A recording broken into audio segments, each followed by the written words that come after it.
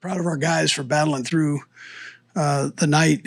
There were some changes in momentum there. We were able to get it back and did a nice job of swinging things back the right way. And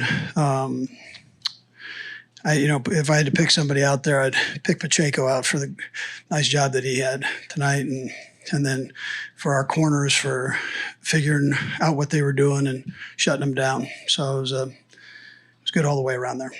Anyways, with that, time's yours. Maybe what you see from Mahomes' last scramble there? Yeah, that was a good one. We had something else called, but it was a good job by him. And you can see how competitive he is. And he knew he was off a tick that first half, got back on it, and did a nice job the second half. I was going to ask you about that. We don't see him struggle that often, but how did you see him respond after the 2 interceptions? Yeah, it was great. He said something during halftime. He said, we'll figure it out here, and I'll get it right, and he did. 7 minutes, but only takes up half the field. How impressed with you? Yeah. To be able to take up all that time, but not go that far. Yeah, that was important. That fourth quarter, just we had the ball quite a bit. That's a good defense too. That's one of the better defenses in the National Football League. So they do a great job there.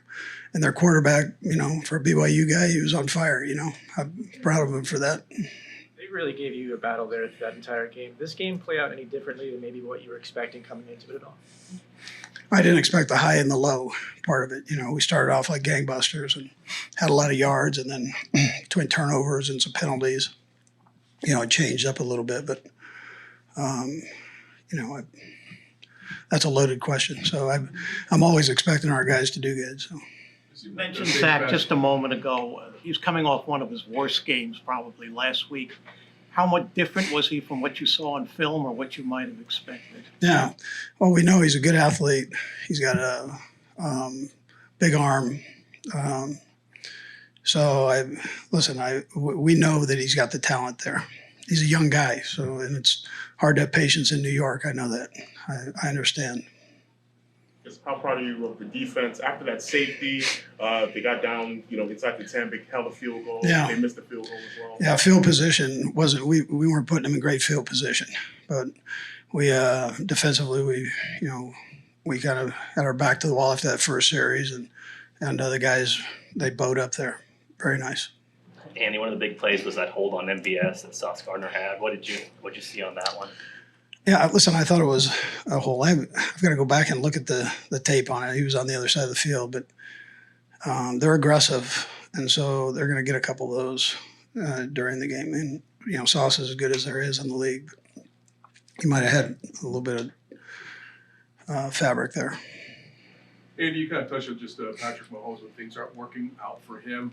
What clicks in his mind where he's going to find other ways to get it? Yeah, he's just so competitive. Never gets down on himself that way.